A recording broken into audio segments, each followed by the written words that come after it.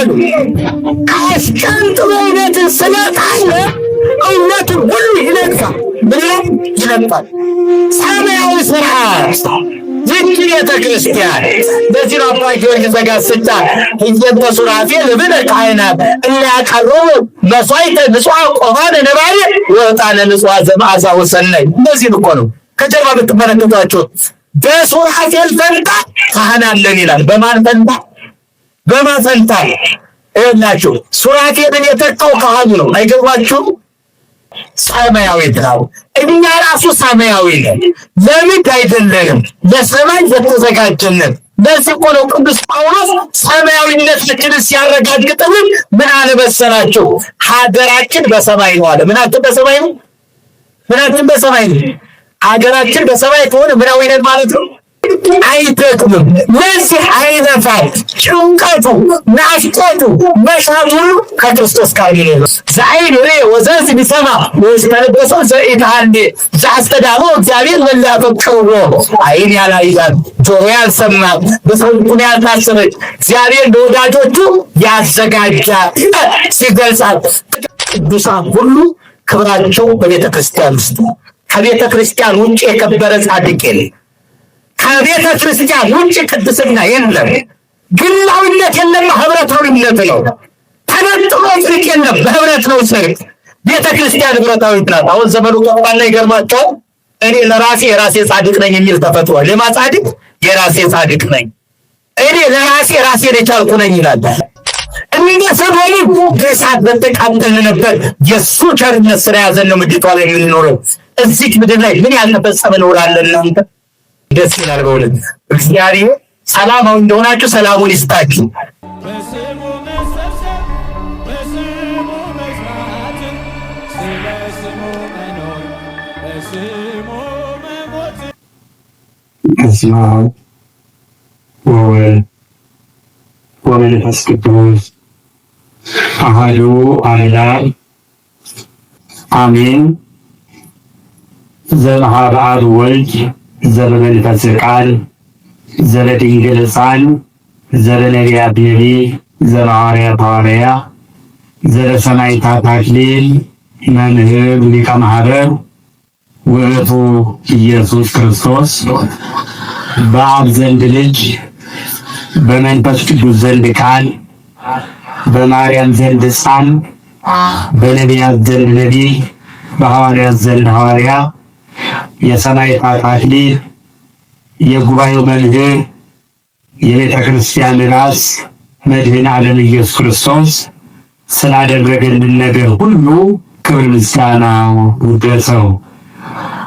ወበወገባ ለይእቲ ብእሲት ክልኤ ክል ከመ ዘአብይ ይነስ ከመ ትጽርር ውስተ መካን ወውስተ ገዳም ከመ ትትዓቀብ ኩሎ ዘመነ ወአዝማነ ወመንፈቀ ዘመን እምቅድመ ገጹ ለውእቱ አርዌ። ክቡር አባታችን መልአከ ብርሃን ቀሲስ ፍቅሩ ታደሰ የዚህ ታላቅ ቤተ ክርስቲያን አስተዳዳሪ፣ ክቡር አባታችን መልአከ ገነት ቀሲስ አበበ ይልማ የደብሩ ዋና ጸሐፊ፣ እንዲሁም ሊቃውንተ ቤተ ክርስቲያን ሱራፌልና ኪሩቤል እንኳን ሊዳስሱት የማይችሉትን እሳተ መለኮት በእጃቸው የተዳሰሱ ምዕመናንን ከክርስቶስ ጋር እንድታዋህዱ እንግዲህ ተደርጋችሁ የተሾማችሁ አይሁድ እግዚአብሔር ካህናት ለልብልቆ ምስጢር እነኝም ካሽፋ ሕፃናትን በምስጋና በመቅደሱ ላይ የምትሰለፉ ዲያቆናት ለነጻነታችሁና ለስሬታችሁ በቀራንዮ ኮረብታ ላይ የደም ዋጋ የተከፈለላችሁ ምዕመናት በልዑል እግዚአብሔር ፍጹም ሰላም እንደምን ዋላችሁ? ኧረ መዋል ቀላል አይደለም። እንደምን ዋላችሁ? እንደምን ለዚህ ሰዓት ደረሳችሁ? አሜን። እንድናመሰግን የረዳን የፈቀደልን ልዑለ ባሕሪ ቅዱሰ ባሕሪ ከአምላካችን እግዚአብሔር ዛሬም ዘወትርም ለዘላለሙ የተመሰገነ ይሁን። ወላዲተ አምላክ በምልጃዋ ቅዱሳን በጸሎታቸው አይለዩን። እንደ እግዚአብሔር መልካም ፈቃድ በሚኖረን ጊዜና ሰዓት የምንማማርበት የትምህርታችን ርዕስ የሚሆነን ሁለቱ የመምረሪያ ክንፎች የሚል ይሆናል። ሁለቱ በሉሲ የመምረሪያ ክንፎች። እግዚአብሔር ቢፈቅድ ዛሬ በረን የምናምንበትን ክንፍ ቀጥለን የምንሻገርበትን ሐሳብ እንማማራለን። አምላካችን እግዚአብሔር ሚስጥሩን ጥበቡን ይግለጽልን። ራዕየ ዮሐንስ ምዕራፍ 12 ቁጥር 13 ላይ ያለ ኃይለ ቃል ነው። ራዕየ ዮሐንስን ሊቃውንተ ቤተ ክርስቲያን ሐዲስ ዘፍጥረት ይሉታል። ምን ይሉታል? ሐዲስ ዘፍጥረት፣ አዲሱ ዘፍጥረት ወይም ደግሞ የአዲስ ኪዳኑ ዘፍጥረት ማለት ነው። አዲሱ ዘፍጥረት ሲሉት ዝም ብሎ ሳይሆን እጅግ ጥልቅ በሆኑ ምክንያቶች ነው። ራዕየ ዮሐንስንና ኦሪት ዘፍጥረትን አባቶቻችን ሊቃውንት እጅግ አቀራርበው ተርጉመዋል። ጥቂቱን ብቻ ለመግቢያ ያክል እንመልከት። በኦሪት ዘፍጥረት ሰማይና ምድር ሲፈጠሩ ፍጥረታትን በምድርና በሰማይ መካከል ሲርመሰመሱ ተጽፏል። በራዕየ ዮሐንስም ቅዱስ ዮሐንስ በራዕዩ ዮሐንስ ምዕራፍ 1 ላይ ወርኢኩ ሀዳሳተ ሰማያተ ወሀዳሳተ ምድር፣ አዲስ ሰማይና አዲስ ምድር አየሁ ይላል። ምን አየሁ? በኦሪት ዘፍጥረት በመጀመሪያ ሰማይና ምድር ተፈጠሩ ይላል። ራዕየ ዮሐንስ ላይ ደግሞ አዲስ ሰማይ አዲስ ምድር ይመለከታል። በኦሪት ዘፍጥረት ምድር ለሰው ልጅ ስትሰጥ ይነግረናል። በራዕየ ዮሐንስም በአዲሲቷ ሰማይና በአዲሲቷ ምድር የሰው ልጆች እንባቸው ታብሶ ጭንቀታቸው ተወግዶ ሐዘናቸው ርቆ ክርስቶስ አምላካቸው እነሱ ሕዝቦች ሆነው እንደሚኖሩ ቅዱስ ዮሐንስ በራእዩ ይነግረናል። በኦሪት ዘፍጥረት ለምድሪቷ የሚያበሩ ፀሐይ፣ ጨረቃ፣ ከዋክብት ሲፈጠሩ ቅዱስ መጽሐፍ ይነግረናል። በራዕየ ዮሐንስ ፀሐይ፣ ጨረቃ፣ ከዋክብት አልፈው ፀሐይና ጨረቃ ከዋክብት የማያስፈልጓት ወውእቱ ብርሃና እሱ ብርሃኗ ነው እንደተባለ ክርስቶስ ብርሃኗ እንደሆነላት ይነግረናል። ለሰማያዊቷ ለዚያች ለአዲሲቷ ሰማይና ለአዲሲቷ ምድር ፀሐይ፣ ጨረቃ፣ ከዋክብት አያስፈልጉ። ማን ነው ብርሃኗ? ክርስቶስ ነው ብርሃኗ የሚያበራላት። ንዑ ናንሶሱ በብርሃኑ ኑ በብርሃኑ እንመላለስ ይላል። ብርሃን የሚለው ክርስቶስን ነው። መጨረሻ እኖ የሁላችን ብርሃን ሆኖ የሚቀጥለው እሱ ነው። በኦሪት ዘፍጥረት አዳምና ሔዋን ጋብቻ ሲመሰርቱ ቅዱስ መጽሐፍ ይነግረናል። በራዕየ ዮሐንስ ሙሽራው ክርስቶስና ሙሽሪት ቤተ ክርስቲያን ፍች የሌለው ጋብቻ፣ መደብዘዝ የሌለበት ፍቅር፣ ልዩነት የሌለበት አንድነት ሲያደርጉ ሲፈጽሙ እናያለን። ሙሽራው ሙሽሪቱና መንፈሱ ና ይላሉ ይላል። ሙሽሪት የተባለችው ቤተ ክርስቲያን ናት። ሙሽራው ክርስቶስ ነው። ለዚህ ነው ቅዱስ ዮሐንስ መጥምቅ ውእቱ መራዊ ዘቦቱ መርዓት ወአርዕሰ ለበራዊ ይሳ በእንተ ድምፀ መርዓሁ፣ ሙሽሪት ያለችው እሱ ሙሽራ ነው ይላል። ሚዜም በሙሽራው ድምፅ ይደሰታል ይላል። ሚዜ ያላቸው መላእክትን ነው። ሙሽሪት ምእመን ናት። ከምእመን ጋር ፍች የሌለው ጋብቻ ይፈጽማል። ፍቅሩም አይደበዝዝም። በዚህ ዓለም ላይ ጋብቻዎች በጊዜው ደስ ቢያሰኙ መካከላቸው ላይ መደብዘዝ፣ መቃቂያ፣ መቃቃር፣ አለመግባባት ሊኖር ይችላል። በዚያኛው ግን ያለ ልዩነት በአንድነት የማይደበዝዝ ፍጹም ፍቅር፣ የማይለወጥ ፍጹም ፍቅር እናያለን። ይህንን ቅዱስ ዮሐንስ በራእዩ ይነግረናል። በዚህ ምድር ላይ አዳምና ሔዋን በኃጢአታቸው ምክንያት ሲያለቅሱ ቅዱስ መጽሐፍ ኦሪት ዘፍጥረት ይነግረናል። ቅዱስ ዮሐንስ ደግሞ የማያለቅሱባትን ገነት ወርሰው የማያዝኑባትን ገነት ወርሰው እንደሚኖሩ ይነግረናል። ዛሬ የሚያለቅሱ ብፁዓን ናቸው እንባቸው ይታበሳልና ይለናል። ስለዚህ አባቶቻችን በእነዚህና ከእነዚህም በላይ እጅግ ጥልቅ በሆኑ ምክንያቶች ሐዲሱ ዘፍጥረት ይሉታል። ዮሐንስ ምን ይሉታል አልኳችሁ?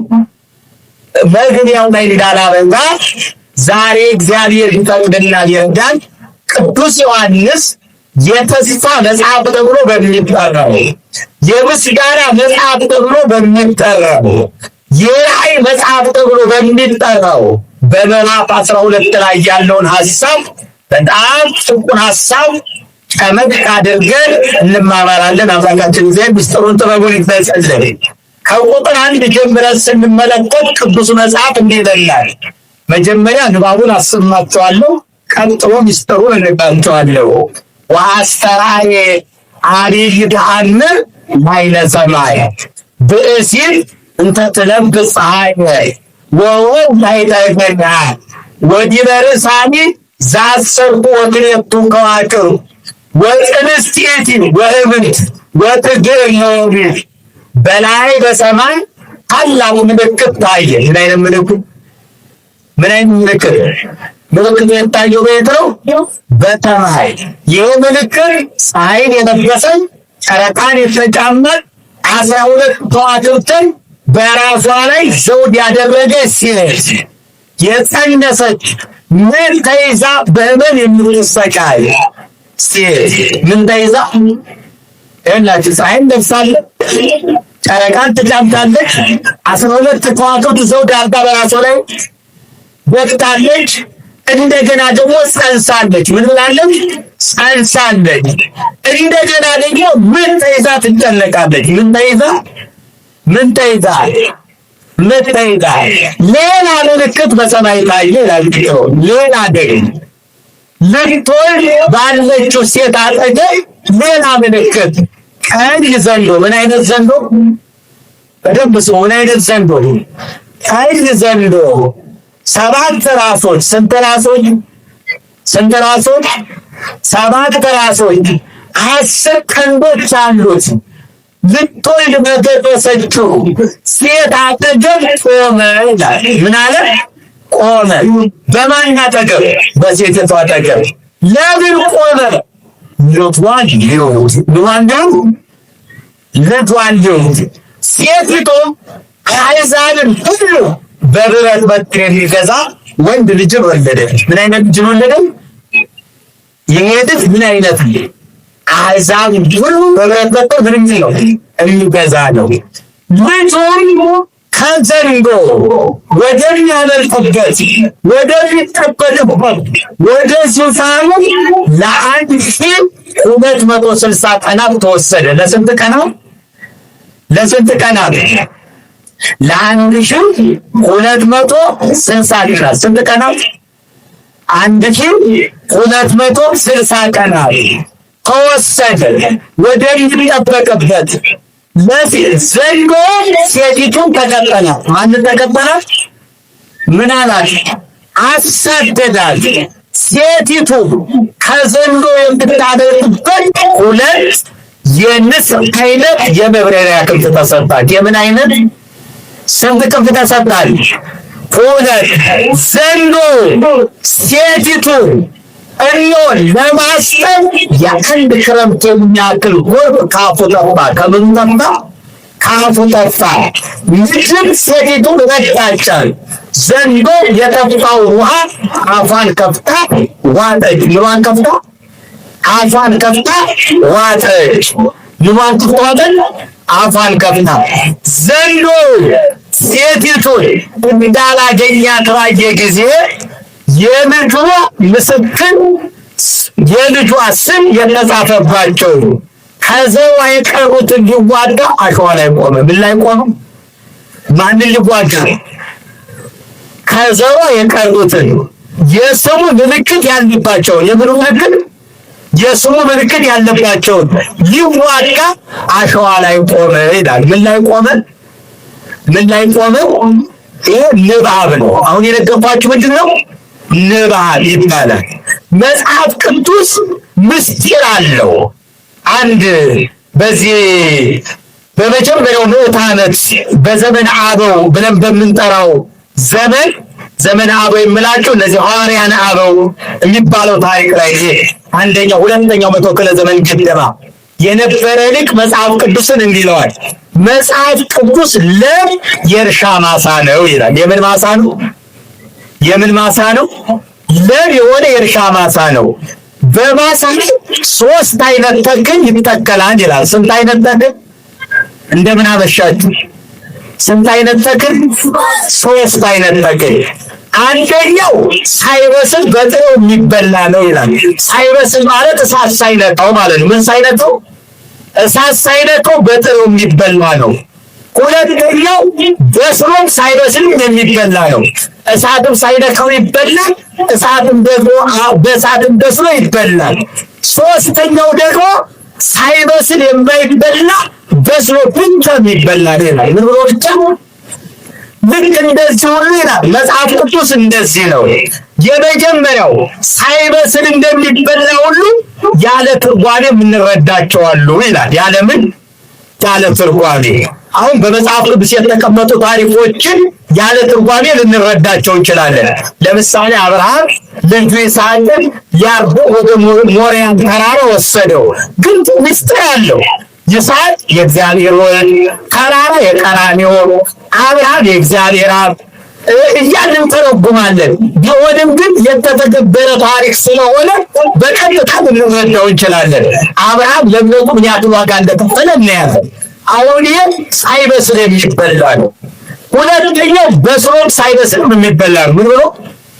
በስሎም ሳይበስል የሚበላ ነው። ይሄ ደግሞ ምን ማለት ነው? ሳይተረጎም እንረዳዋለን፣ በወርቅ ደግሞ ቢተረጎም በደንብ እንረዳዋለን ማለት ነው። በደንብ ይጣፍጣል ይልማል ሲተረጎም ማለት ነው። ለዚህ ነው ደቀ መዛሙርቱ መድኃኔ ዓለም ኢየሱስ ክርስቶስ ቀን ቀን በምሳሌ የሚያስተምራቸውን ማታ ማታ ተርጉምልን ተርጉምልን ይላል። ምን በልልን? ለምን መሰላችሁ ትርጓሜ ያስፈለገው? ብዙ ሰዎች ከትርጓሜ ውጭ ሆነው ከስረዋል። ለዚህ ነው ንባብ ይቀጥሎ ትርጓሜ ያዩ። ንባብ ይገላል፣ ትርጓሜ ግን ያድናል ይላል። ምን ያድናል? ትርጓሜ ያድናል። ኢትዮጵያዊ ጃንደረባ ወደ ኢየሩሳሌም ለስደት በሄደ ጊዜ ትንቢተ ኢሳይያስን ያነባል። ከሰባቱ ዲያቆናት መካከል አንዱ ፊልጶስ መጣና እንዲህ አለው፣ የምታነበውን ታውቀዋለህን አለው። የሚተረጉምልህ ሳይኖር እንዴት ታውቀዋለህ አለ። ምን ሳይኖር? ስለዚህ ትርጓሜ አስፈላጊ ነው። ትርጓሜ ሕያው ያደርጋል። ብዙ ሰዎች በቃል ጠፍተዋል። በምን ጠፍተዋል? በጥቅስ ጠፍተዋል። ጳላዲዮስ የሚባል ልጅ ቅዱስ ቄርሎስን እንዲህ ብሎ ይጠይቀዋል። መምህር ሆይ እነዚህ መናፍቃን መጽሐፍ ቅዱስ ይጠቅሳሉ ይለዋል። አዎ በደንብ ይጠቅሳሉ። ያውም አንድ ብቻ ሳይሆን ደግሞ ጨምረው ይጠቅሳሉ ይለዋል። ታዲያ መጽሐፍ ቅዱስን ተጠቀሱ ለምን ሳቱ ይለዋል። አይ የስህተታቸው ምክንያት መጽሐፍ ቅዱስ መጥቀሳቸው አይደለም። ከመጽሐፍ ቅዱስ ይጠቅሱትና ትርጓሜ የነሱ ይሆናል። ያን ጊዜ መጽሐፍ ቅዱሱ ከአውዱ ውጭ ይሆናል፣ ለስህተት ይጋለጣሉ ይላል። ከአውዱ ውጭ ያደርጉታል። ለምን ተባለ? አረዳዱ የነሱ ነው። አረዳዱ የማን ነው? የማን ነው? የነሱ ነው። እንደውም ቅዱስ ሄሬኒመስ ይሉታል። ሄሬኒዎስ በዘኤዶም ነው። እንዲህ ይላል የመጽሐፍ ቅዱስን ሐሳብ ሲያነሳ በምሳሌ ነው የሚያስረዳው። ሁለት ባለሙያዎች ቀረቡ ይላል። የቅርጻ ቅርጽ ባለሙያዎች ናቸው። ለሁለቱም ሞዛይክ ተሰጣቸው። አንደኛው ያንን ሞዛይክ ወሰደና ልክ የንጉሱን መልክ በሞዛይኩ ሰራ። በምን ሰራ? በሞዛይኩ ሰራ። ሁለተኛው ደግሞ ያንን ሞዛይክ ወሰደና ልክ የንጉስ መልክ ሳይሆን የዋሻ መልክ አድርጎ ቀረጸው። የምን መልክ አድርጎ ቀረጸው?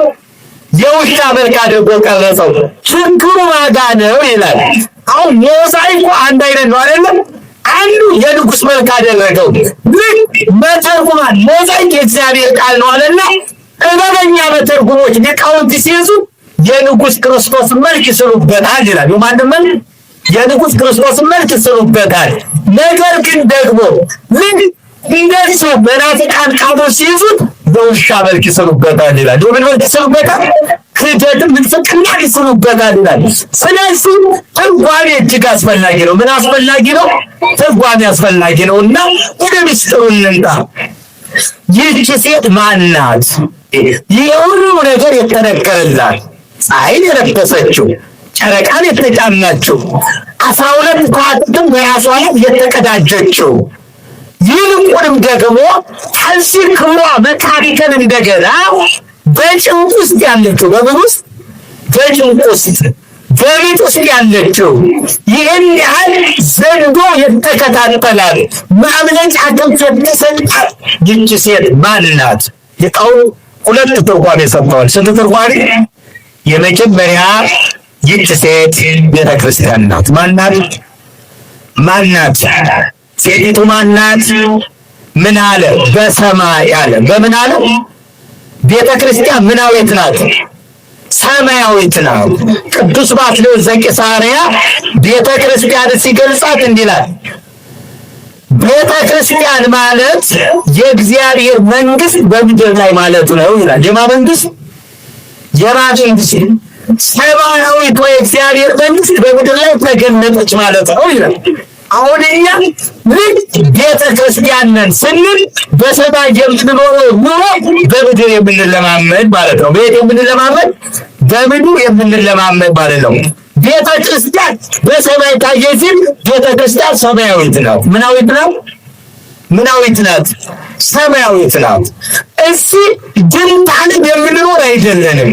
ሰማይን የምንናፍቅ በሰማይ የምንኖር ሰማያዊ ስርዓት ያለንን ምናዊ ስርዓት አባ ጊዮርጊስ ዘጋስጫ እንዲህ ይላል። ወባቲ ለዛቲ ቤተ ክርስቲያን ስርዓተ መላእክት አርአያ ዘበሰማያት ቤተ ክርስቲያን ስትመሰል በጽርሐ አርያም ዘለዓሉ ወባቲ በዚች ለዛቲ ለዚች ቤተ ክርስቲያን የመላእክት ስርዓት በጽርሐ አርያም አምሳል አላት ይላል። በምን አምሳል? በምን አምሳል? በጽርሐ አርያም። በዚች ቤተ ክርስቲያን የምናየው መንግስተ ሰማያትን ነው። ማንን ነው የምናየው? ሰማይን ነው የምናየው። ታላቁ ያዕቆብ ዛቲሩ ወጣ ለሰማይ ይህች የሰማይ ደጅ ናት እንዳለ የምን ደጅ? የምን ደጅ? የሰማይ ደጅ። ምን አለ? ይህች ቤተ ክርስቲያን የመላእክት ስርዓት በጽርሐ አርያም አምሳል አላት ይላል። በምን አምሳል? በጽርሐ አርያም አምሳል። እስቲ እንደው ስርዓት ባጭሩ እናስቀምጥ። በሰማይ እግዚአብሔር መቅደስ አለው። ምን አለው? እንደምን አመሻችሁ። በሰማይ ምን አለ?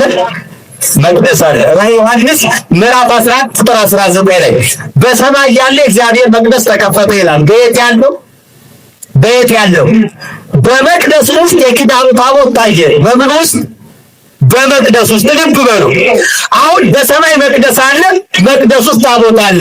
በምድርም መቅደስ አለ። በምድር ምን አለ? መቅደስ ውስጥ ምንድን ነው ያለው? ታቦት። ምንድን ነው ያለው? በቃ በሰማይ ያለው ነው ምድር ላይ የተሰራው። ኋላ የምንኖረው ኑሮ ነው አሁን ልንለማመደው። በሰማያዊ መቅደስ ውስጥ ራዕየ ዮሐንስ ምዕራፍ 8 ቁጥር 3 ደግሞ ስናነብ በሰማያዊ መቅደስ ውስጥ ካህን አለ። ምን አለ? ምን አለ? ካህን አለ። ልብ በሉ። ለካህኑ የወርቅ ጥና ተሰጠው። በቅኔውም ውስጥ ፍም ጨመረ፣ በፍሙም ውስጥ ነጭ ዕጣን ጨመረበት። ከዕጣኑ ጢስ ጋር የቅዱሳኑ ጸሎት በመልአኩ እጅ አረገ። በማን እጅ አረገ? ልብ በሉ። በሰማያዊ መቅደስ ምን አለ? መቅደስ አለ፣ ታቦት አለ፣ ካህን አለ። ምን አለ? ካህን አለ። ካህኑ ምን ይይዛል?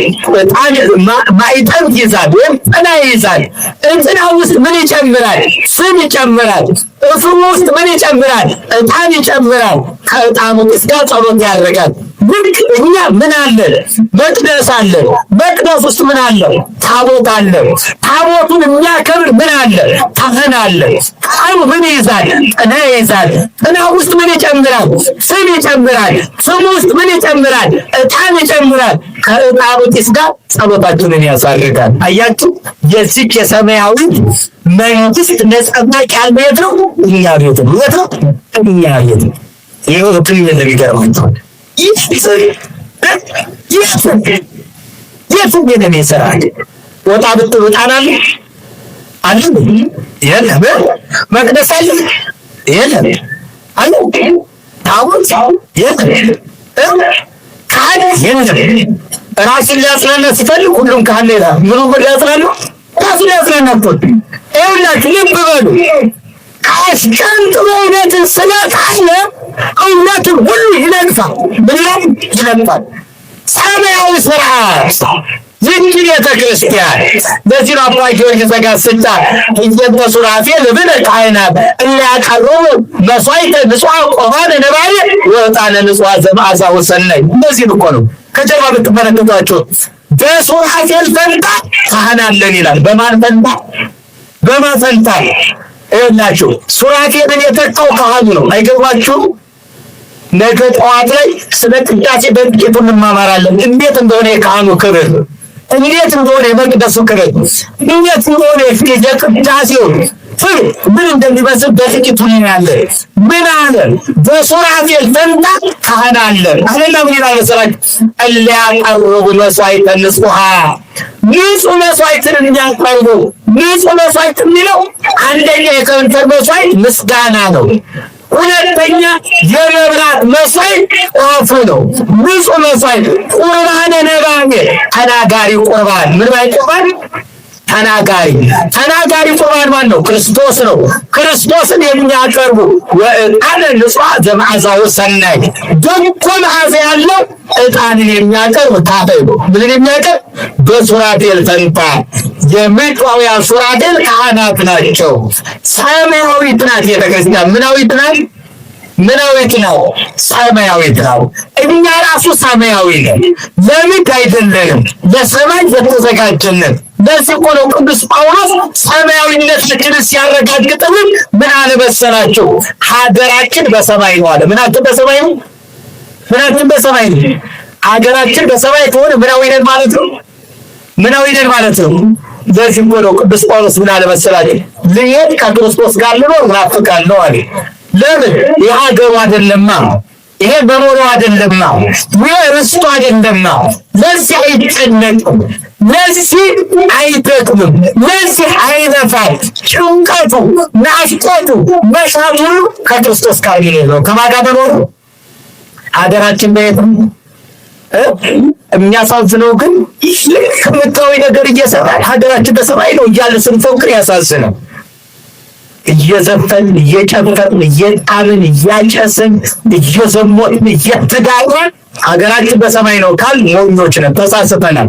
ሀገሩ በሰማይ የሆነ የሚሰራው ሰማያዊ ነገር ብቻ ነው። ምናዊ ነገር ብቻ ነው፣ ሰማያዊ ነገር ነው። ቅዱስ ጳውሎስ ዝም ብሎ ሀገራችን በሰማይ ነው ያለ እንዳይመስላችሁ፣ ዝም ብሎ ሊሄድ ይናፍቃል ያለ እንዳይመስላችሁ። አንድ ወቅት ቅዱስ ጳውሎስ እስከ 3ኛው ሰማይ ተነጠቀ። እስከ ስንተኛው ሰማይ ተናገር? እስከ ስንተኛው? እስከ 3ኛው ሰማይ ተነጠቀና ክብሯን ተመለከተ። ቅዱስ ዮሐንስ በራእዩ ይችን መንግስተ ሰማያትን ሲገልጻት እንዲህ ይላል። ዘአይን ይሬ ራሱ ነው ቅዱስ ጳውሎስ።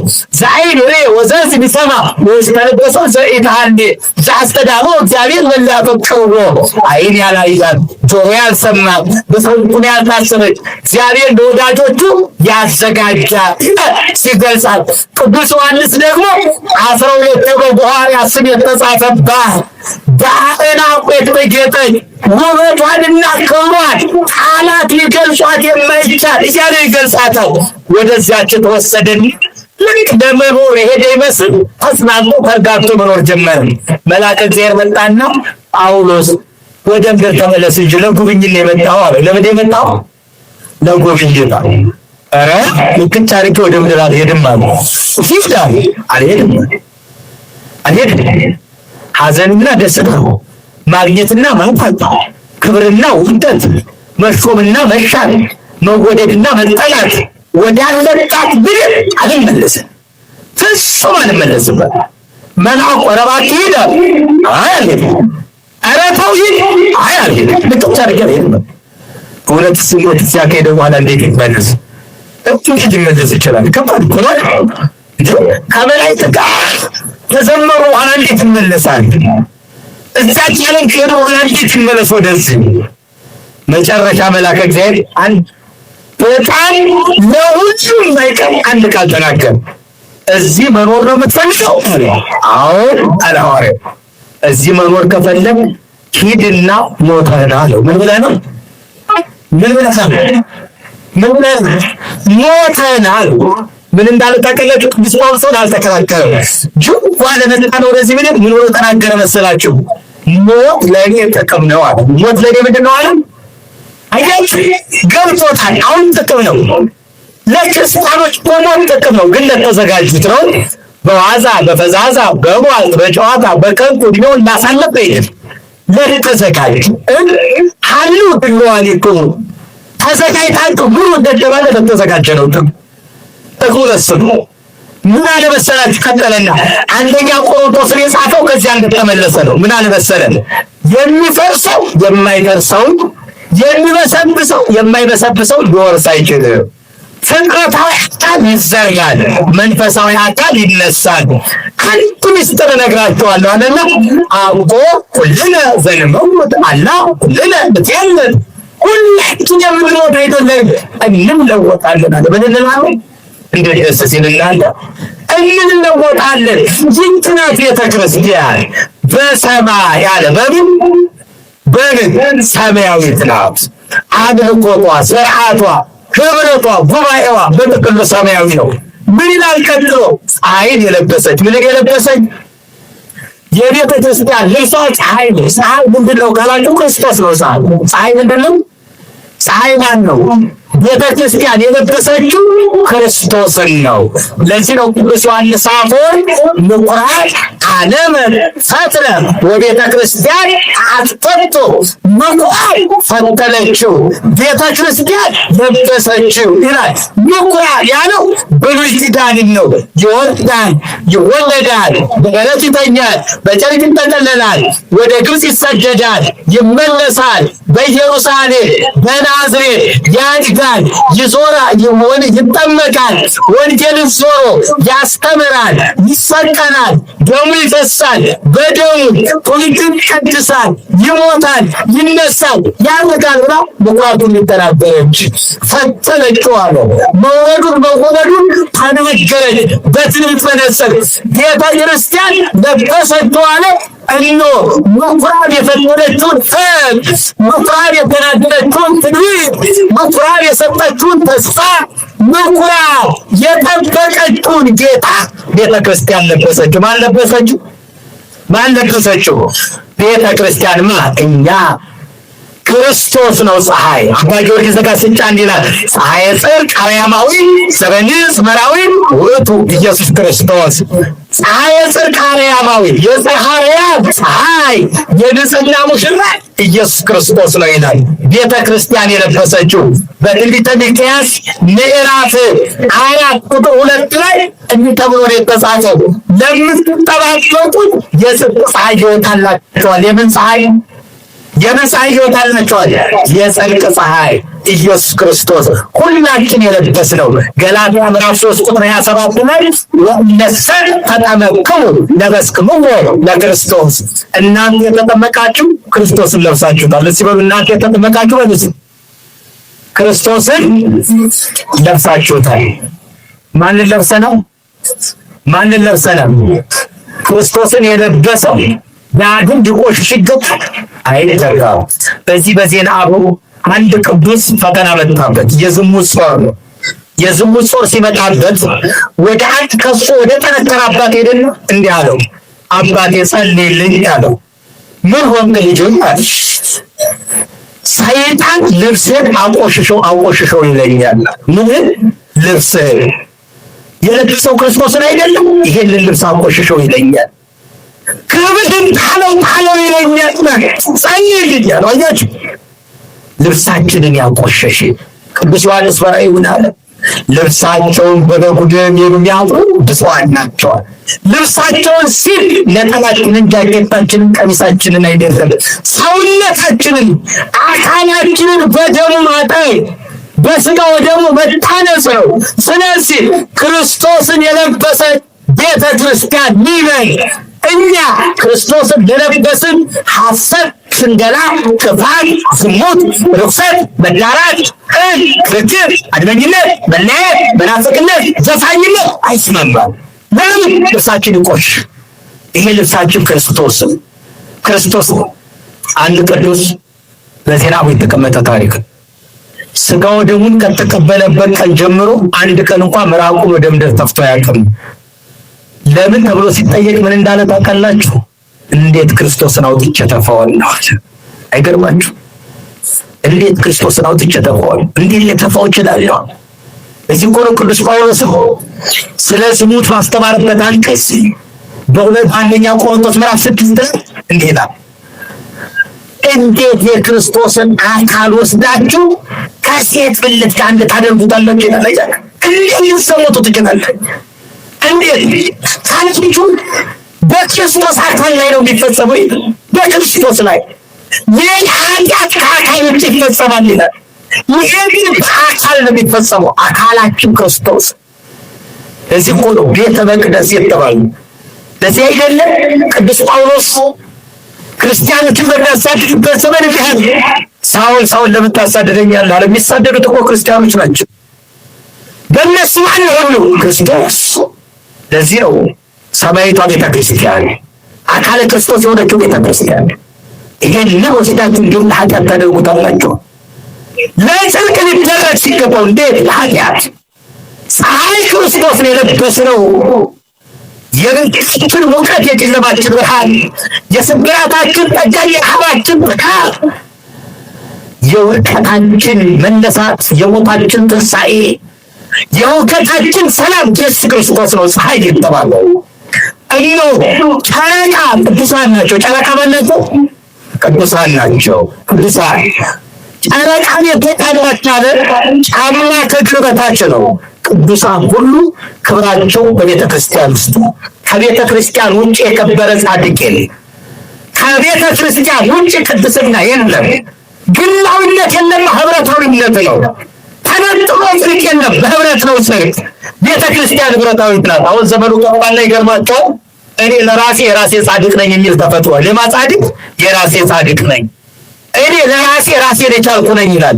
ህብረቱን አስቀንጥሮ ጥሎ፣ ውህደቱን አስቀንጥሮ ጥሎ ቅዱሳን በቤተ ክርስቲያን ውስጥ ነው ቅዱሳን የተሰኙት። ከቤተ ክርስቲያን ውጭ ቅድስና የለም። ሞቀም በልበለም፣ ተመቸም አልተመቸም፣ ፈተናውም ተነከረ ፈተናውም ናላ፣ መዳን ያለው በቤተ ክርስቲያን ህብረት ውስጥ ነው። በምን ውስጥ ነው? በቤተ ክርስቲያን ህብረት ውስጥ ነው። አንድም ጫማ ለእግር ቤዛ ነው። ስለኛ እንቅፋት ይመታል፣ ስለኛ እሾህ ይወጋል፣ ስለኛ አቧራ ይጠጣል። እንደዚህ ሁሉ ቅዱሳን ስለ ቤተ ክርስቲያን ደማቸውን አፍሰዋል፣ አጥንታቸውን ከስክሰዋል፣ ሕይወታቸውን ሁሉ ሰጥተዋል። ስለዚህ ጨረቃ አላቸው። ምን አላቸው? 12 ከዋክብት የተባሉ 12 ሐዋርያት ናቸው። ስንት ሐዋርያት ናቸው? ዘውድ የሆኑላት አለ፣ ጌጥ የሆኑላት፣ ውበት የሆኑላት፣ ሽልማት የሆኑላት ናቸው 12 ሐዋርያት።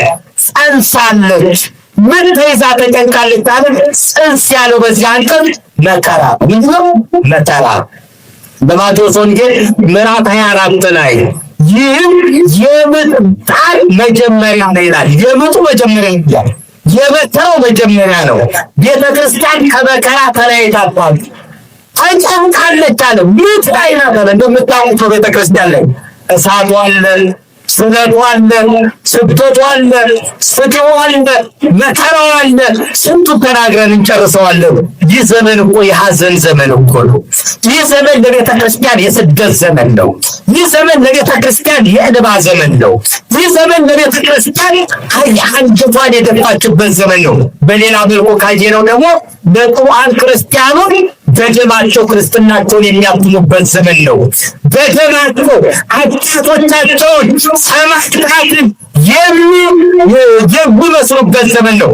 ለዚህ ነው ቆጵርያኖስም ይላል እኛ ሙታንን አንቆጥርም ሰማዕታትን ነው፣ በድንን አንቆጥርም ሕያዋንን ነው ይላል። እኛ በድን አንቆጥርም ሕያዋንን ነው። እኛ ሙታንን አንቆጥርም፣ እኛ ሙታን ሙታን ሳይሆን ሕያዋንን የምንቆጥረው እንዳለው ብዙ ሕያዋንን የምናገኝበት ይልቁንም ሰማዕትነቱን በታሪክ እንዳነበብነው በአካል የምናይበት የምጥ ዘመን የጭንቀት ዘመን ጭንቀቷን ደግሞ ከባድ የሚያደርገው ቀዩ ዘንዶ ነው። ማንኛው ዘንዶ ነው? ምን አይነት ዘንዶ? ሌላ ምልክት ይላል። በሰማይ አለ ቀይ ዘንዶ። ዘንዶ የተባለው ዲያብሎስ ነው። በሰማይ አለ ተፈጥሮ ሰማያዊ ነው። ተፈጥሮ ምናዊ ነው? ተፈጥሮ ምናዊ ነው? ሰማያዊ ነው። ቀይ ያለው ደም አፍሳሽ ነው። ምንድነው? ደም አፍሳሽ። ደም አፍስሶ አፍስሶ አፍስሶ አይረካም አይረካም። በቃኝ ባህሪው ነው፣ ግቡ ነው፣ ተፈጥሮ ነው፣ ጸባዩ ነው። ይረካል። እሱ ደግሞ 7 ራሶች አሉ። ስንት ራሶች አሉ? ስንት ራሶች አሉ? 7 ራሶች።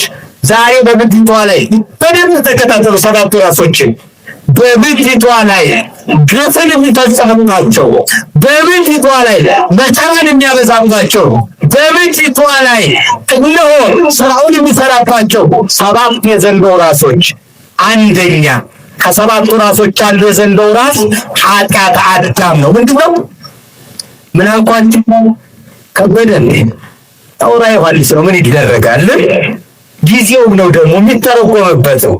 አባቶቻችን ፈተና ሲበዛ የሚተረጉሙት ራዕየ ዮሐንስ ነው።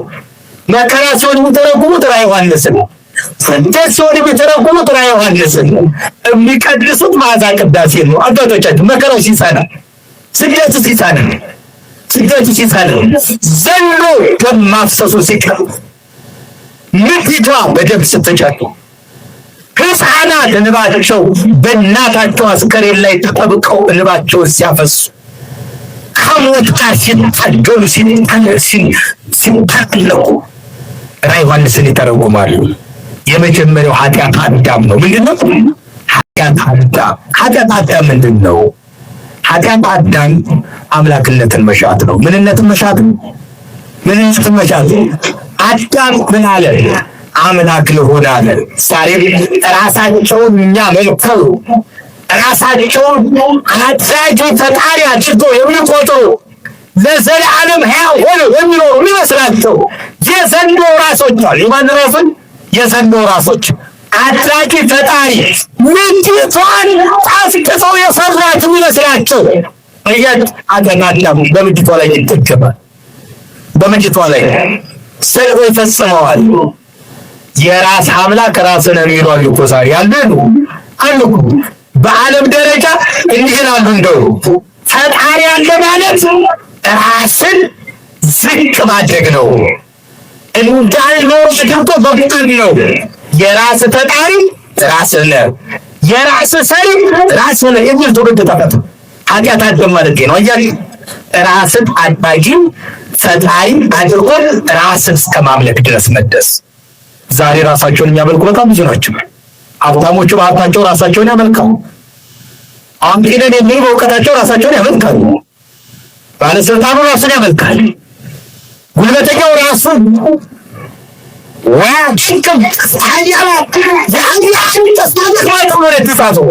የራሱ አምላክ ሆኖ ተቆጥሯል። ኃጢአት አዳም የጀመረው ነው። ሁለተኛው ራስ የተባለው ቅትለት አቤል። ቅትለት አቤል ማለት ምን ማለት ነው? የደጋግ ሰዎች ሞት በምድሪቷ ላይ ይፈጸማል። ልክ አቤሎች በቃኤሎች ያልፋሉ። ቃኤሎች ድንጋዮቻቸውን በአቤሎች ላይ ያሳርፋሉ። ብዙ አቤሎች በየዋህነታቸው፣ ብዙ አቤሎች ያለ ጥፋታቸው፣ ብዙ አቤሎች በደግነታቸው፣ ብዙ አቤሎች በቅንነታቸው በድንጋይ ተወግረው ይሞታሉ። ቅትለት አቤል የዘንዶ ራስ። የማን ራስ? የቤተ ክርስቲያን መከራ የሚያጸናው ይሄ የዋሃን በየዋህነታቸው ምንም የማያውቁ በእናቶቻቸው እጅ ፍትፍት የሚጎርሱ ሕፃናት ሳይቀሩ በቃኤል ድንጋይ ተወግረው ይሞታሉ። በማ ቃኤል ስራ ላይ ሄሮድስም ስራ ላይ ነው። ሄሮድስ ሕፃናትን እያረደ ነው። ቃኤልም እንደዚሁ አያረፍ የዘንዶ ራስ ስለሆነ። ሶስተኛው ኃጢአተ ጥቅመ ሰናዖር ምንድን ነው? እግዚአብሔርን ለመተካት የሚደረግ ስራ። ማንን ለመተካት? እግዚአብሔርን አጥፍተው የራሳቸው ኑሮ ለመኖር በኦሪት ዘፍጥረት ምዕራፍ 11 ላይ እስከ ሰማይ ድረስ ሕንፃ ገንብተው እግዚአብሔርን አጥፍተው ራሳቸው ለመኖር የሞከሩ ናቸው። ዛሬ እግዚአብሔርን ለመተካት ምድሪቷ ላይ ይሰራል። ስሙ እንዳይጠራ፣ አምላክነቱ እንዲዘነጋ፣ ፈጣሪነቱ እንዲዘነጋ የሚያደርጉ አካላት ናቸው። ጥቅመ ሰናዖር የሚለው አራተኛው ኃጢአተ ሰዶም ነው። ምንድነው ኃጢአተ ሰዶም? የተመሳሳይ ጾታ ግንኙነት፣ ሩካቤ፣ ጋብቻ፣ ተመሳሳይ ጾታ። ቅዱስ ጳውሎስ ወንዶችም ለባህሪያቸው የማይስማማቸው ወንዶችን አገቡ፣ ሴቶችም ለባህሪያቸው የማይስማማቸው ሴቶችን አገቡ። እግዚአብሔርም ለማይረባ አይምሮ አሳልፎ ሰጣቸው ይላል። ለምን? ለማይረባ አይምሮ፣ ለማያስብ እንደ ሰው ተፈጥረው ከእንስሳት ያነሱ። ዛሬ ከባድ ብቻ አይደለም፣ ግብረ ሰዶማዊነት ብቻ ሳይሆን ዛሬ ሰው ከእንስሳት ጋር ብቻ እየፈጸመ ነው። በቅርቡ ምናልባት ብዙዎቻችሁ ለሚዲያው ቅርብ ስለሆናችሁ አንዲት ኢትዮጵያዊት ያለችው በጣም አስደንጋጭ ነገር እኔ ሰምቼ በጣም አዝኛለሁ። የሰው ልጅ ከሰውነት ተወርዶ ከእንስሳት ጋር ሩካቤ ሲፈጽም ምን ማለት ነው?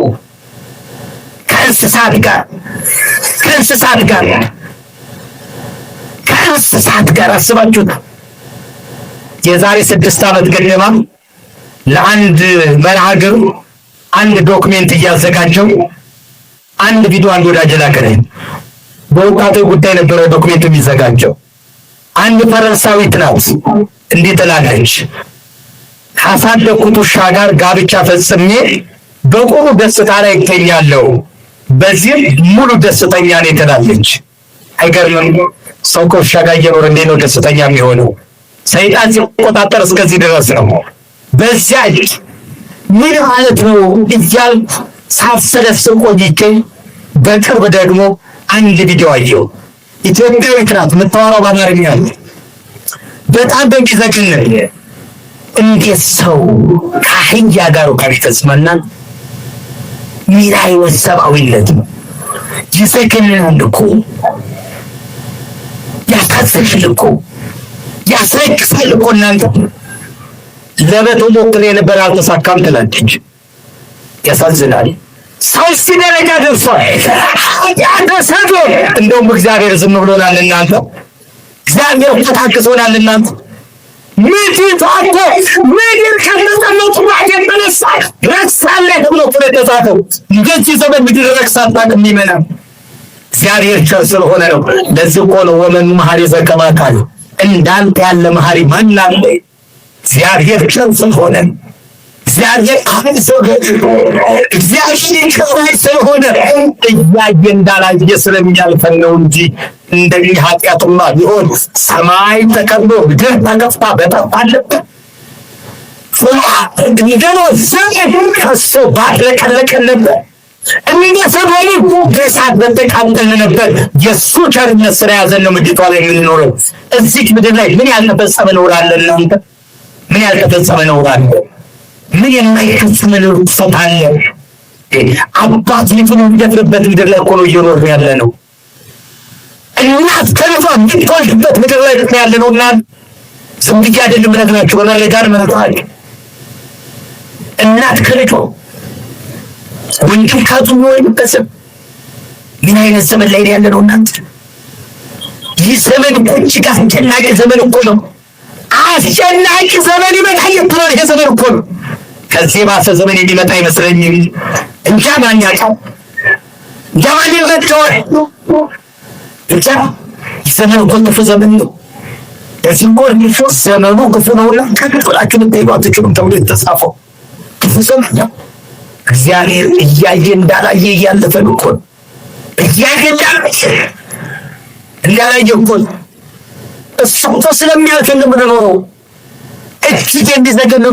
ምድሪቷ ላይ ነውርና ርኩሰት ይፈጸማል። ኃጢአት ተሰውሯል። በዓለም ደረጃ ሰዶማዊነት በግልጽ በአደባባይ ይሰበካል። አንዳንዶቹማ መቅደስ በሚሏቸው ቦታዎች ጭምር በሕግ ማጋባት ጀምረዋል። አቀበት ጀምረዋል። ይሄ ብቻ አይደለም፣ ከዚህም ከፍ ያለ ኃጢአት ይፈጸማል። በጌታዋለ ከዚህም ገረን ያለ በደል ይፈጸማል። ዘንዶ ከአፎቹ ተግባራዊ እያደረገ ነው። አምስተኛ ኃጢአት እስራኤል ነው። ውለታን ዘንጋት፣ ባህር ከፍሎ መላስ ነው። ጠላት ገድሎ ያሻገራቸውን ወደ ከነዓን የመራቸውን እግዚአብሔር ውለታውን ዘንግተው ብፁዕ ብእሲ ዘይበልዕ ፍትሐ ይምሐቱ ለፈርዖን ወማእጋቲሃ ለግብፅ፣ ከግብፅ ፍርፋሪ የሚበላ ከግብፅ ውሃ የሚጠጣ እሱ ክቡር ነው ብለው መና ከደመና ወርዶላቸው የተመገቡ ውለታውን ዘነጉ፣ ረሱት። ለዚህ ነው ያዕቆብ በላ ወጸግበ ወረስዖ ለፈጣሪሁ። ያዕቆብ በላ ጠገበ፣ ፈጣሪውን መረሳ። ምኑን የረሳው? ፈጣሪውን መርሳ። ፈጣሪውን የረሳ ትውልድ ምድሪቷን በርክቷል። ያስገኘውን የሚመግበውን የሚያኖረው እግዚአብሔርን ዘንግቶ እግዚአብሔር የለም የሚል ትውልድ ተፈጥሮ ይሄ ይፈጸማል። ሌላው ቅጥረተ ዘካርያስ። ቅጥረተ ዘካርያስ ማለት የካህናት ሞት ማለት ነው። ዘካርያስ በመቅደሱ እንደ በግ ታርዶ ደሙ ፈሶ የተገኘው። ለዚህም እንደ አቤል ጻድቅ እስከ ደመ ዘካርያስ ወልደ በራክዩ፣ ከአቤል ደም ጀምሮ በመቅደሱ እስከገደላችሁት እስከ ዘካርያስ ደም ድረስ የጻድቃኑ ደም ይጣራል። ሄሮድ ያየው ሆነው የሚቆም ድምፅ አየሁ ይላል። ሰማው። መልአኩ ሊሆን ብለው የጠየቁት ይሄማ የአቤል ደም ነው፣ ገዳዮቹ ከምድር እስኪጠፉ ድረስ ይጮሃል አለ። ምኖቹ? ገዳዮቹ። ከባድ ነው እናንተ። ዛሬ እንዲሁ እንደ ቀላል የሚፈስ የክርስቲያን ደም የማይጣራ እንዳይመስላችሁ ይከሳል። እንዲህ ብሎ ነው የሚከሰው። ዮሐንስ ምዕራፍ 6 ቁጥር 9 ላይ እነዚህን ደማችንን በምድር ላይ የሚያፈሱትን የማትበቀል አንተ እስከ መቼ ድረስ ነው ብሎ ይጠራሉ። አያችሁ፣ በበቀል እግዚአብሔር ደግሞ የበቀል በትሩን ካነሳ ከባድ ነው። ወተበቀል በቀልያ፣ በቀሉን ተበቀል። እግዚአብሔር ተበቀለ ከባድ። እግዚአብሔር የቁጣ በትሩን ካነሳ ከባድ። እስከ መቼ ነው የማትበቀል ይላል። ቤተ ክርስቲያኗን የከበባት መከራ የመጨረሻው ሞቶ ወደ እግዚአብሔር ነው። ሰባተኛው ራስ ሞቶ ወደ እግዚአብሔር የክርስቶስ ሞት አንድ ጊዜ ብቻ አይደለም ክርስቶስ የሞተው፣ በየቀኑ ክርስቶስ ይገደላል። እንዴት ይገደላል? ከምዕመናን ልቡና እንዲወጣ ፍቅሩ፣ ውለታው፣ ቀራንዮ ከምዕመናን ልቡና እንዲጠፋ ያደርጋል። ዘንዶ፣ እነዚህ የዘንዶ ራሶች ናቸው። የምኑ ራሶች? የዘንዶ ራሶ ዘንዶ ሴቲቱ አጠገብ ነው የቆመው። ቤተክርስቲያን አጠገብ ዘንዶ ቆሟል። እነዚህ ራሶችን ይዞ ቆሟል። ዘንዶ ምን ሲሆን ይወጣል። ቤተክርስቲያን የምታመልጥባቸው ሁለት ክንፎች ተሰጥቷል። ስንት ክንፎች? አንደኛ ለቤተ ክርስቲያን የተሰጧት ሁለቱ ክንፎች ሃይማኖትና ምግባር ናቸው። ምንና ምን ናቸው? ሃይማኖትና ምግባር። ከነዚህ ሁሉ መቅሰፍቶች ማምለጥ የምንችለው በቀና ሃይማኖትና በረታ ምግባር። ያለ ምግባርና ሃይማኖት ከዚህ መከራ ማምለጥ አይቻልም። ሃይማኖት ከምግባር እንደ ሰምና ፈትላ ዋህደ መያዝ እጅግ አስፈላጊ ነው። ለዚህ ነው ሃይማኖት እንታላቂ ምግባረ ሰናይት ምንጎን ሄዲ ሃይማኖት ያለ ስራ በራሷ የሞተች ናት ይላል። በራሷ ምን ያለች ናት? የሞተች ናት። የመጀመሪያዎቹ ለቤተ ክርስቲያን የተሰጧ ክንፎች እነዚህ ናቸው። ሁለተኛ ለቤተ ክርስቲያን የተሰጧ ሁለት ክንፎች መብረሪያዎቿ፣ ማምለጫዎቿ ብሉይ ኪዳንና አዲስ ኪዳን ናቸው። ቅዱሳት መጻሕፍት ምንድን ናቸው? ቅዱሳት መጻሕፍት። ቅዱሳት መጻሕፍት ታላወት በቅዱሳት መጻሕፍት ካልተመራን ሕይወታችንን በቅዱሳት መጻሕፍት ካልቃኘን ልንጠፋለን ማለት ነው። መመሪያዎቻችን እሱ ናቸው። ማምለጫዎቻችን እሱ ናቸው። ወደ ተዘጋጀለት ስፍራ መሄድ የምንችለው፣ ወደ መንግሥተ ሰማያት መግባት የምንችለው በሁለቱ ክንፎቻችን ነው። ሁለቱ ክንፎቻችን ብሉይ ኪዳንና አዲስ ኪዳን ናቸው። ሶስተኛ ለቤተ ክርስቲያን የተሰጧት ሁለቱ ክንፎች ፍቅረ እግዚአብሔርና ፍቅረ ቢጽ ናቸው። ምንና ምን ናቸው? ፍቅረ እግዚአብሔርና ፍቅረ ቢጽ። እግዚአብሔርን ትወዱታላችሁ? ማርያም በጣም ደስ ይላል። ትወዱታላችሁ? በምን የምትገልጹት መውደዳችሁ? እኔ ብዙም ብልጣ አልወድም። ይገርማችሁ ምክንያቱም እልል መባል ያለበት መዝሙር ላይ ነው። ጭብጨባም መዝሙር ላይ ነው። ነገሩ እኛ ነበር ያደረግናችሁ። ለምንናገር እልል በሉ እልል በሉ እልል በሉ እያልን ማለት ነው። የምስጋና ሰዓት አለ፣ የእልልታ ሰዓት አለ፣ የዝማሬ ሰዓት አለ፣ የመቃበስ ሰዓት አለ አይደል? በጊዜ ለሁሉ ምን አለ? ለዝም ብሎ እልል በሉ ማለት ተገቢ አይደለም። ለዝም ብሎ እልል በሉ የሚሏቸው ካሉ ዝም በሏቸው። እሺ ምን በሏቸው? ከመጀመሩ ዝም እልል በሉ ካልኳችሁ ዝም አስተምር ነው። በቃ የትምህርት ጊዜ አለ፣ የትምህርት ጊዜ ሁለቱም ነገር ሲጀምር የዘመን ደግሞ የለቅሶ ጊዜ ነው። የምን ጊዜ ነው? የለቅሶ ጊዜ። ሁለቱም ነገር ቅዱስ ዮሐንስ አፈወርቅ የሰዓት ነው፣ የስብከት ሰዓትም አይደለም። ያቺ አንጾኪያ በፈራረሰችበት ጊዜ ህዝቡ በፍርሃት ተውጦ በጭንቀት በነበረ ጊዜ ይህ ጊዜ ይላል የስብከት ጊዜ አይደለም፣ የጸሎት ጊዜ ነው። ይህ ጊዜ የትምህርት ጊዜ አይደለም፣ የለቅሶ ጊዜ ነው ይላል። የለቅሶ ጊዜ ነው። አሁን የጸሎት ጊዜ ሆነ ለመናገር መሰበቂያም አይደለም። እንደው ማልቀሻ ስለ በደላችን ለዚህ አይደለም በእንባ ኃጢአትን አጠብ የእግዚአብሔርን ጽድቅ በለቅሶ እነሆ ወደ አንተ መልሰው ይላል ቅዱስ ዮሐንስ አፈወርቅ። መልሰው ወደ ልቡንም አራራው የደኔ ሰዎች በእንባቸውና በለቅሷቸው እግዚአብሔርን እንደጠሩ ፊቱንም ዘንበል ያድርግልኝ፣ ዘንበል ያድርግ በምሕረት ዓይኑ በይቅርታው እንደ እግዚአብሔር ትወዱታላችሁ። ማርያም ተገረጥ አንድ ጥያቄ ነው ጠይቅ። የራሱ የክርስቶስ ጥያቄ የዮሐንስ ወንጌል ምዕራፍ 15 ቁጥር 14 ላይ ወለእመ ታፈቅሩኒ ዕቀቡ ትእዛዜ ብትወዱኝስ ትእዛዜን ጠብቁ ይላል። ምን ብትሉኝስ? ብትወዱኝስ ወርስ ትእዛዜን ጠብቁ። እሺ እግዚአብሔርን የሚወድ እጁን ያውጣ ከፍ አድርጎ ይታይ።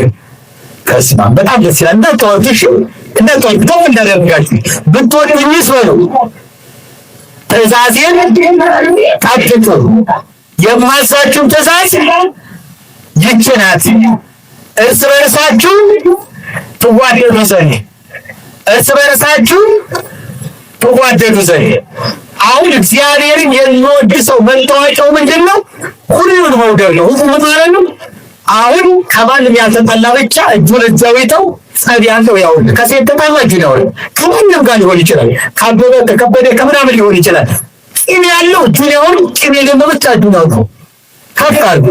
ኧረ በእውነት የጭሮ ምዕመናን ታድላችኋል። የሁሉ ሰው ከሰው አልተጣላም። ደስ ይላል በእውነት። እግዚአብሔር ሰላማዊ እንደሆናችሁ ሰላሙን ይስጣችሁ። ለምን መሰላችሁ? ወንድሙን የሚጠላ ይላል ቅዱስ መጽሐፍ እግዚአብሔርን ወደዋለሁ ቢል ሐሰተኛ ነው ይላል። ምንኛ ነው? ሐሰተኛ ነው። ለምን ይላል መሰላችሁ? እግዚአብሔር ፍቅር ነው ይላል። ማን ፍቅር ነው? ማን ፍቅር ነው? የእግዚአብሔር ልጅ ሆኑ ክርስቲያን መሆኑ መገለጫው ደግሞ እርስ በርሳችሁ ብትዋደዱ ደቀ መዛሙርት መሆናችሁ በዚህ ይታወቃል ይላል። ሚመላ በይበልጥ በዚህ ዘመን ክርስቲያኑ አይደለም ተጣልቶ ተወደንም አልቻልነው፣ አይደለም ተገፋይተን ተቃቅፈንም አልቻልነው፣ አይደለም ተነጣጥለን አንድ ሆነንም እንቻል አይደለም። ሁለቱንም ነገር አንድነት ነው የሚያስፈልገው። እንደ ጀምሮ አንድ ሆኖ መንደር ካለብን መንደር መክሰል ካለብን መክሰል ነው። ልክ እንደ ጀምሮ አንድ ሆነ በፍቅር በትህትና በየዋህነት። ስለዚህ ሁለቱ ክንፎቻችሁ ምን እናሉታቸው? ፍቅረ እግዚአብሔርና ፍቅረ እግዚአብሔርን ወደዋለሁ የሚል ካለ ወንድሙ ነው። የተጣላ ካለ ይጣል፣ ያስቀየመ ካለ ይቅርታ ይጠይቅ፣ የበደለ ካለ ይካስ። ክርስቶስ እኛን ይቅር ካለበት በላይ እኛ ሰው ይቅር ልንል ስለማንችል አምላክ ደግሞ ሸጠንበት ነው ወጥቶ በሞት ይታረቅ በሞት ይታረቅ። ስለዚህ በቤተ ክርስቲያን የተሰጡ ክንፎቿ ለዚህ ናቸው። ዘንዶ ከነመርሱ ወደ ምድር ወጥቷል። ዲያብሎስ አለ ላቲ ለዛቲ ምን ስሞሬም ሰማያት ዘምስራዊ ጭንሱ ተታምራት መልሱ ጋር ወደ ምድር ወጥቷል። ለሰው ልጆች ተዘላቸው ይላል። ከነመርሱ ነው የወረደው። አሳደዳት ቤተ ክርስቲያንን። ነገር ግን መብረሪያ ተሰጥቷታል። ምን ተሰጥቷታል? መብረሪያ ተሰጥቷታል። ወደ ሁለተኛው ትርጓሜ ልምጣና መቴና አጠቃሚ በሰማይ የታየችው ሴት የተባለችው እመቤታችን ናት። ማን ናት? ንጽሕተ ንጹሐን ክብርተ ክቡራን እመ ኩሉ እመ እግዚአብሔር ድንግል ማርያም ናት። ማን ናት? በሰማይ በምክንያቱ አይደለም የምንደንቀው። እሷ ራሷ ሰማይ ተብላለች። ምን ተብላለች? ክሌቱ አይሩግ አለበክሩ ብከይረ ወለተ ዘራሰሰር ጌታዬ ለወንጌላውያን ኩልነ ዘወረበነ ሙጌ ዳንቄ ዋና ወለዱ ሰማዩ ሙኒ አስረቀ ፀሐይ ይላል ቅዱስ ያሬድ። ሁለቱ ሽማግሌዎች እውነተኛ ለቅሶን ባለቀሱ ጊዜ ኃጢአትን የምታስተሰርይ በደልን የምትደመስስ ልጅን ወለዱ። ኢያቄምና ሐና ሰማይን ወለዱ ይላል። ምንን ወለዱ? ሰማይን ወለዱ። ሰማያቸው ፀሐይን አወጣች ይላል። ምን አወጣች? ፀሐይ በምን ይወጣል? በሰማይ አይደለም። ሰማይ ከተባለ ድንግል ፀሐይ ጽድቅ ኢየሱስ ክርስቶስ ተወለደ። ማን ተወለደ? ፀሐይ ጽድቅ ኢየሱስ ክርስቶስ። እንደው አባ ጊዮርጊስ ዘጋስኝ ይህንን ምስጢር ረቀቅ ያደርገዋል። ጽበተ ከርስኪ ሰፋ ምሕረተ በሰማይ አቤት ካህናቱ በዜማ ይሉት ነበረ። ጽበተ ከርስኪ ሰፋ እምርህበ ሰማይ ወጸዳልቅ ያብርሃ ብርሃነ ፀሐይ አስቀረነ ወርቅ ጽሩይ መስቀል ባህር ወርቅ ማርያም። ሊቃውንቱ ዜማ ቢበላሽ አልከሰስም። የትርጓሜ ሰው እንጂ ዜማ ሰው አይደለም። ያው እያስጠነቅቅ ምክንያቱም ዜማው የሊቃውንት ነው። እኔ ትርጓሜው ነው። በአቡ ማኅፀንሽ ከሰማይ ይልቅ ሰፋ። ከምን ይልቅ ሰፋ? እስቲ በሉ በአቡ ማኅፀንሽ በሉ እስቲ። ከሰማይ ይልቅ ሰፋ። ከምን ይልቅ ሰፋ? ለምን ሰፋላል? ለምንድን ነው የሰፋው? ቅዱስ ያሬድ ይተረጉማል። ሰማይ ወምድር ዘኢያገምሩ ማኅፀነ ድንግል እፎን ከጾሩ።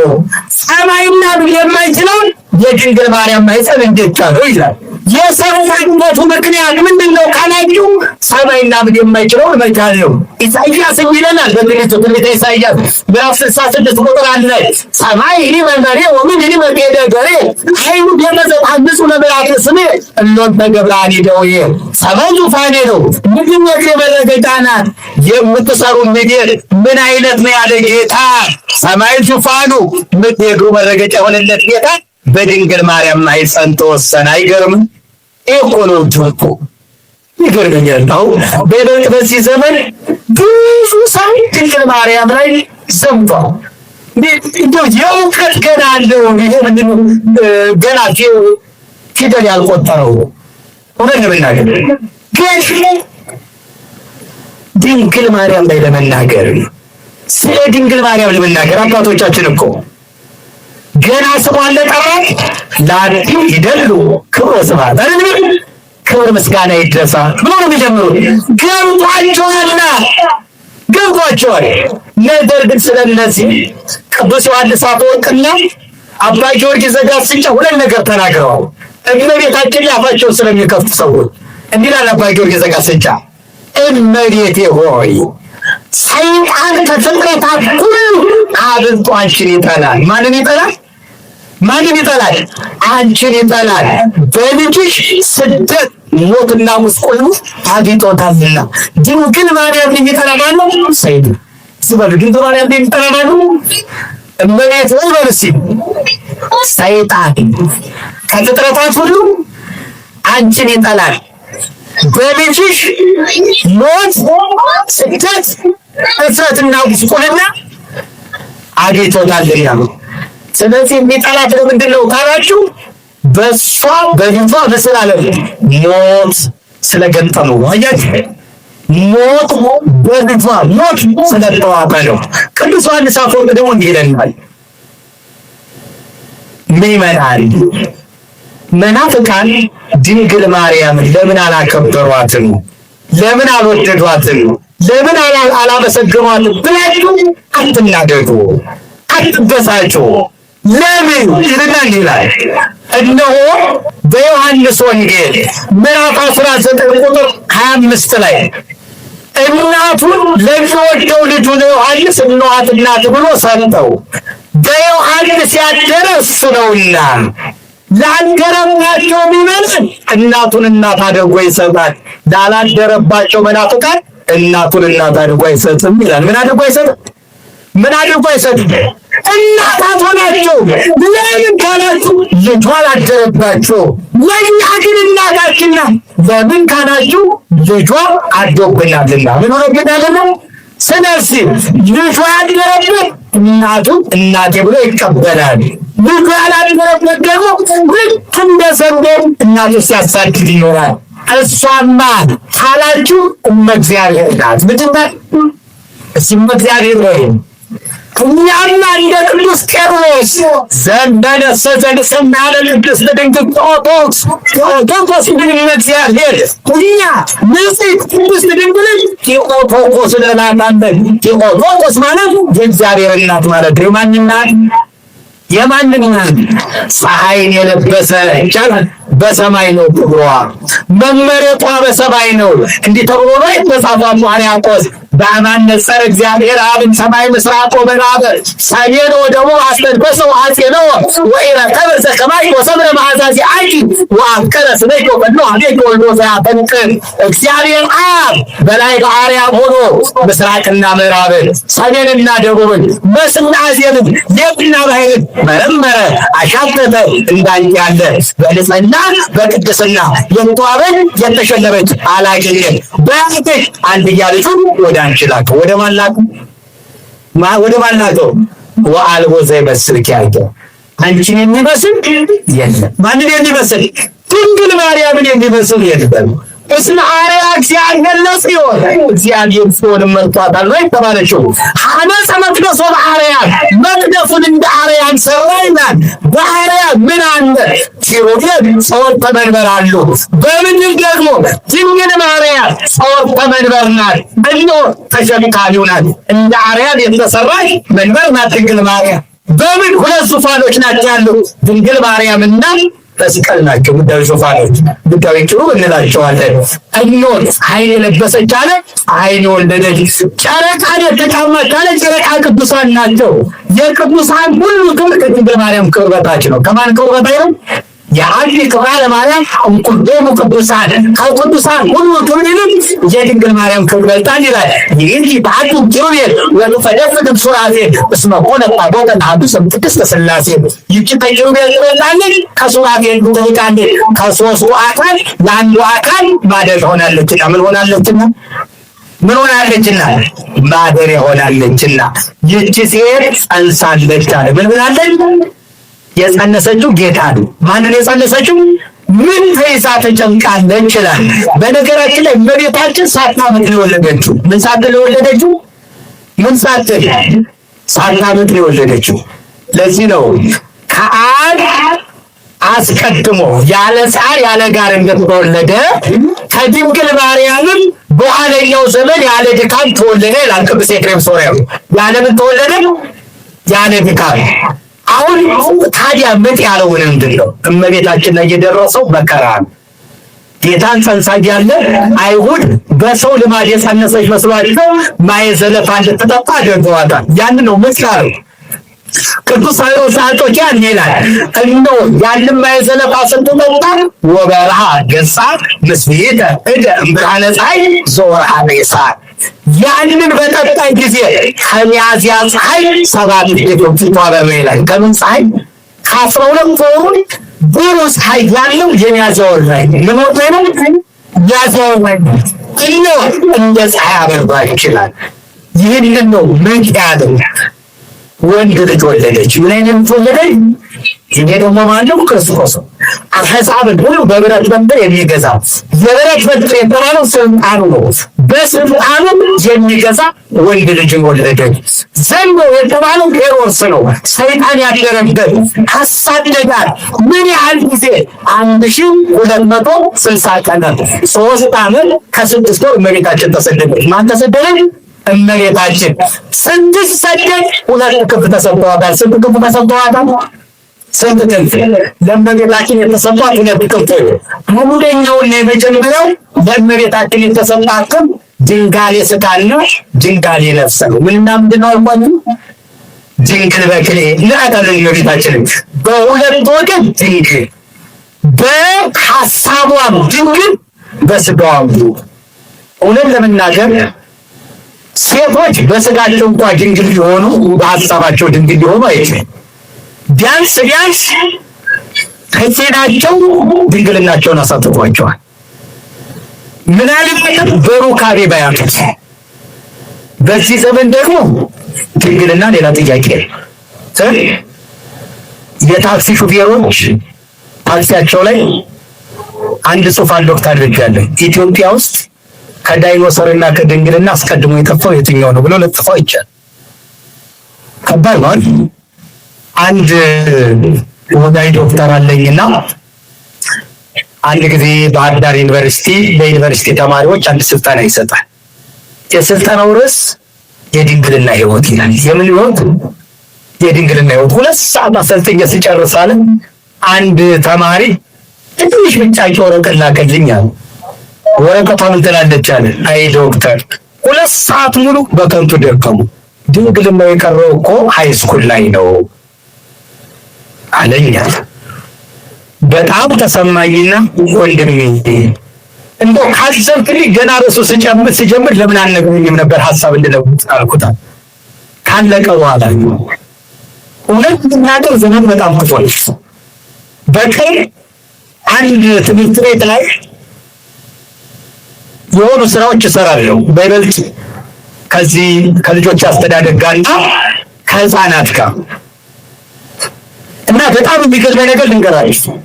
በጣም የሚገርመኝ ነገር የሁለተኛ ክፍል የአንደኛ ክፍል የሶስተኛ ክፍል ተማሪዎች ስለምን እንደሚማሩ ታውቃላችሁ? ስለ ፍቅረኛ ያወራል። በጣም የሚዘገኝ ማለት ነው። ምን አይተው ማነው ይሄን ያደረገው ከተባለ ትውልዱ በመኗል። እቤታችሁ ቁጭ ብላችሁ ፊልም ከፍታችሁ አብራችሁ ከልጆቻችሁ ጋር እየተመለከታችሁ እያመሻችሁ ቲክቶክን ስታንተከተኩ እያመሻችሁ የተንተከተከ ትውልድ ተፈጠረ። የተንተከተከ ምን ይብራነ የተበላሸ ትውልድ። እውነቴን ልምላችሁ ርዕሰ ጉዳይ ስላይደና አልገባበትም። በጣም የሚዘገን ነገር ነው የምንሰማው። በጣም የሚያሳዝን ዘመን ላይ ያለ ንጽሕና። እንደውም አሁን ስለ ንጽሕና ስለ ድንግልና ማውራት እንደ ሞኝነት እየተቆጠረ ክብር መሆኑ ቀርቶ እመቤታችን የከበረችበት ሕሊናዋም ድንግል ነው። ተጸንሻለሽ ትወልጃለሽ ስትባል ምን እንዳለ ታውቃላችሁ? እየአመበሰ ወንድ ስለማላውቅ ብላ ይዘጋል። ሕሊናዋ ወንድ የማወቅ ዓላማ የላት። በተቀረቅነት ጋር የመሰረት ዓላማ የላትም። ሕሊናዋ ድንግል ነው። ስጋዋም ድንግል ነው። ክንፎቿ እነዚህ ናቸው። መብራት ከፈለጋችሁ እነዚህን ገንዘብ አድርጓቸው። ወጣቶች እስከ ጋብቻ ድረስ ክንፎቻችሁን ጠብቁ። እስከ ጋብቻ ድረስ። በነገራችን ላይ በሳይንሱ በማህበረሰብ ጥናት እንደተረጋገጠው አንድ ሴት በድንግልናዋ ቆይታ ካገባች አንድ ወንድ ምንም ሳያንስ ለጋብቻ ከበቃ ያ ትዳር የፍቅር ትዳር ነው የሚሆነው። በማህበራዊ ሳይንስ የተረጋገጠው ነው የምነግራችሁ። ነገር ግን እዚያም ሲወሰድ ቆይተው ከተጋቡ መተማመን የለም። ምክንያቱም እሷም ሌላ ታስባለች፣ እሱም ሌላ ያስባል። እሱም የቀድሞቹን ያስባል፣ እሷም የቀድሞቿን ታስባለች። የለም ወንድም ምንካችሁ በመንፈስ ቅዱስ ዮሐንስ አፈወርቅ ያስተማረው በግልጽ ነው የምነግራችሁ። ሽፍንፍን የለውም። እውነቴን ነው የምነግራችሁ። ራሳችሁን ጠብቁ። በክን ቆይታችሁ ተጋባችሁ ዳራችሁ ሁሉ ፍቅር ነው፣ መተማመን ነው። ሁለተኛው ለእመቤታችን የተሰጡ ክንፎች በስደቷ ጊዜ ያልተለዩት ቅዱስ ገብርኤልና ቅዱስ ሚካኤል ናቸው። ሁለቱ አይለዩአትም። ገና በማኅፀን ጀምሮ ሚካኤል መልአክ በክነፍ ጾራ ይላል። ሚካኤል በክንፉ ናት ተሸከማት። ገብርኤል አንሰራ፣ ገብርኤል ደግሞ ማለት ደስ ይበልሽ አላት። ምን አላት? ደስ ይበልሽ አላት። ሁለቱ አይለዩአትም። ሶስተኛ ለእመቤታችን የተሰጧት ሁለት ክንፎች ዮሴፍና ሰሎሜ ናቸው። በስደቷ ጊዜ ያልተለዩአት አባ ጽጌ ድንግል በመኃልየ መጽድው እንደገለጸው አንሆን በለ ሰሎሜ ዘያስተባረየኪ ለኪ ወዮሴፍ አረጋዊ ዘይጸውር ስንቀኪ። ከሰሎሜ በስተቀር ልጅ በማዘን አቤት መታደል! ክርስቶስም ማዘን እንዴት መታደል ነው እናንተ! አምላክን በጀርባ ማዘን እንዴት መታደል ነው እናንተ! የአምላክን እግር ማጠብ እንዴት መታደል ነው እናንተ! ከአምላክ ጋር መዋል እንዴት መታደል ነው እናንተ! የጽዋት አይት ዘርኤ ቶሄራ እድሜው የተመለከተችው አይን በሰይፍ ናት ይላል። አይገርማችሁም? የሰሎሜ አይን ከሱ ጋር የተመላለሱ እግሮች ብፁዓን ናቸው። ዮሴፍ ደግሞ ምግብ በመሸከም ሁለቱን አጫገዙ ይችላል። ሁለቱ በቤታችን የተሰጡ ክንፎች እነዚህ ናቸው። እነሆ ከዘሯ የቀረ ድንጋይ ሊዋጋ ምን ላይ ቆመ? ዘንዶ አሸዋ ላይ ዘንዶ የተፋ ውሃ ሄሮድስ የራሳ የላካቸው ሰራዊት ናቸው። ምድር ረዳቻት ማለት ሄሮድስ ሰራዊት እንዳያገኟት እመቤታችንን በስደቷ ጊዜ በልዩ ልዩ መልኩ ምድር አግዛታለች። እሷን ባያገኝ ከዘሩ የቀሩትን የስሙ ምልክት ያለባቸውን አለ ክርስቲያን የተሰየረው ያሳድድ አገዋ ላይ ቆሟል። ምን ላይ ደስ የሚለው ነገር ግን አለት ላይ አይደለም። አለቶችን አይነካም፣ አገዋ ላይ ያሉትን ነው።